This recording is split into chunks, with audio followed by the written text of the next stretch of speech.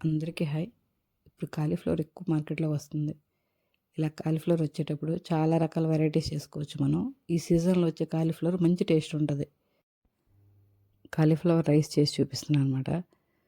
చాలా టేస్ట్‌గా ఉంటది. మనం ఎప్పుడు బిర్యానీ తింటుంటాం కదా! బిర్యానీ, ఫ్రైడ్ రైస్ అలా కాకుండా ఇలా కాలీఫ్లవర్ రైస్ చేయండి. చాలా సింపుల్ ప్రాసెస్. మనకు ఆ పకోడీ వేయడమే కొంచెం టైం పడుతుంది. ఇదైతే 10 నిమిషాల్లో చేసేయొచ్చు రైస్. చాలా సింపుల్ ప్రాసెస్. ఎక్కువ మసాలాల ఘాటు కూడా ఉండదనమాట. ఈ రైస్ కోసం ఒక పెద్ద సైజ్ కాలీఫ్లవర్ తీసుకున్నాను. చిన్న చిన్న ముక్కలుగా కట్ చేసి పెట్టుకోవాలి. మీడియం సైజ్ ముక్కలు కట్ చేసి 2 లీటర్ల వరకు వాటర్ వేసేసాను. వేసి స్టవ్ ఆన్ చేసుకొని అందులో 2 స్పూన్ల వరకు సాల్ట్, 1 స్పూను కొంచెం పసుపు వేసి ఉడికించుకోవాలి. హాఫ్ బాయిల్ అయిపోవాలి.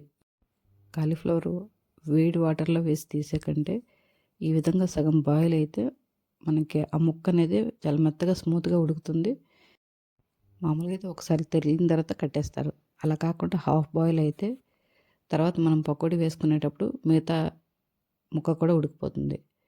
ఆ విధంగా మెత్తగా స్మూత్‌గా వస్తది మనకి ఈ పకోడీ వేసేటప్పుడు. అందుకు సగం అయితే ఉడికిచ్చేసాను. ఉడికించి వార్చి పెట్టుకున్నాను. ఒక గ్లాస్ రైస్ బియ్యం కడిగేసి అన్నం వండి పక్కకు పెట్టుకున్నా.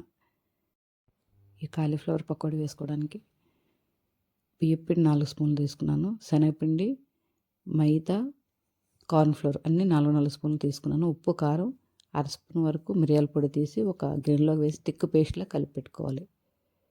ఉడికించి పెట్టుకున్న ఈ ముక్కలను కూడా అందులో వేసుకొని ఒకటొకటిగా డీప్ ఫ్రై చేసుకోవాలి.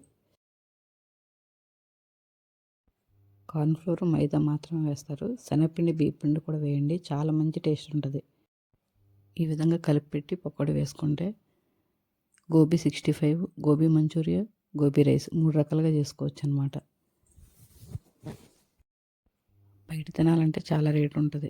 మనం ఇంట్లోనే ఇలాగా కాలీఫ్లవర్ దొరికితే హైజీనిక్గా ఇంట్లోనే చేసుకోవచ్చు. పెద్ద ప్రాసెస్ కూడా కాదు. మనకి పకోడీ వేసినంత టైంలోనే వేసేయచ్చు అనమాట. ఆల్రెడీ షార్ట్స్లో చూపించాను ఈ పకోడీ వేయడం, మంచూరియా చేయడం. షార్ట్స్లో చాలా తక్కువ టైం ఉంటుందా. సరే ఇంకా క్లియర్గా చెప్దామని చెప్పేసి ఈ వీడియోలో చెప్తున్నాను. అసలు ఈ రైస్ మాత్రం చాలా టేస్ట్గా వచ్చిందండి. చాలా సింపుల్ ప్రాసెస్ కూడా.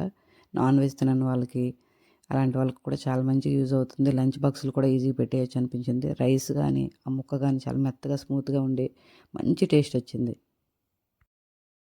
లంచ్ బాక్సులు పెట్టాలంటే కొంచెం ప్రాసెస్. ఈ ముక్కలు కట్ చేసి ఉడికిచ్చి పెట్టేసుకుంటే ఈజీ అవుతుంది పని. మూత పెట్టేసి ఫ్రిడ్జ్లో బాక్స్లో పెట్టుకోవచ్చు. ఆ ఉదయం పకోడీ ఒక పక్క వేసి రైస్ పెట్టేస్తే ఇంకా చాలా ఈజీగా అయిపోతుంది ప్రాసెస్ కూడా. లంచ్ బాక్స్లు పెట్టేటప్పుడు హడావిడి లేకుండా ఉండాలంటే ముందు రోజే మనం ఆలోచించుకోవాలి రేపు ఏం చేయాలనేది.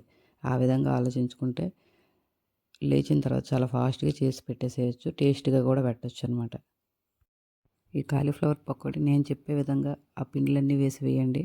అసలు రాదు అనే సమస్య లేకుండా చాలా నీట్గా వస్తుందండి. చాలా మంచిగా వస్తుంది టేస్ట్ కూడా. అన్నం వండిన తర్వాత ఈ విధంగా చల్లారి పెట్టేశాను. కొంచెం ఐరన్ కళాయిలో ఫ్రై చేసుకోవడానికి ఈజీగా ఉంటుందని ఐరన్ కళాయి తీసుకున్నాను. 3 స్పూన్ల వరకు ఆయిల్ వేసి కొంచెం జీలకర్ర వేసాను. 4 జీడిపప్పులు కూడా వేసాను. 2 పచ్చిమిరపకాయలు కట్ చేసి వేసా. వెల్లుల్లిపాయలు హాఫ్ వెల్లుల్లిపాయ సన్నగా తురిమేసి వేసాను. ఉల్లిపాయ కూడా ఒకటి చిన్న చిన్న ముక్కలుగా కట్ చేసి ఫ్రై చేసుకోవాలి. ఆనియన్ మంచిగా ఫ్రై అయిన తర్వాత రైస్కి సరిపోయే విధంగా సాల్ట్ వేసుకోవాలి. కారం కూడా రైస్కి, ఈ గోబీకి అన్నింటికి సరిపోయే విధంగా వేసుకోవాలి. కొంచెం మసాలా పొడి మాత్రమే వేసాను. ధనియాలు, జీలకర్ర, కొంచెం హోల్ గరం మసాలా లైట్గా వేసినట్టు వేసి ఫ్రై చేసి ఆ పొడి మాత్రం వేసాను అనమాట. చాలా టేస్ట్గా వచ్చింది రైస్ అయితే. ఈ విధంగా ఫ్రై అయిన తర్వాత గోబీ వేసేసేయాలి. రైస్ కూడా వేసి 5 మినిట్స్ పాటు హైలో పెట్టేసి ఫ్రై చేసుకోవాలి. చిన్న బర్నర్ మీద హైలో పెట్టుకొని ఫ్రై చేసుకోవాలి. తర్వాత కొత్తిమీర వేసిన తర్వాత సిమ్లో పెట్టేసి అలా కలుపుతూ ఉండాలన్నమాట. 5 మినిట్స్ 10 మినిట్స్ లోపే అయిపోతుంది రైస్.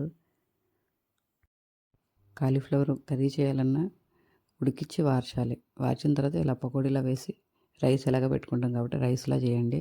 చాలా మంచి టేస్ట్, చాలా సింపుల్ ప్రాసెస్ కూడా. చాలా ఇష్టపడతారు. లంచ్ బాక్సుల్లో పెట్టడానికి కూడా చాలా బాగుంటుంది. మామూలుగా అన్నం కూర అంటే చప్పగా ఉంటుంది కదా, ఈ విధంగా పెడితే చాలా ఇష్టంగా తింటారు పిల్లలు. అలా నాన్ వెజ్ తినని వాళ్ళకి కూడా ఇలా చేసి పెట్టండి.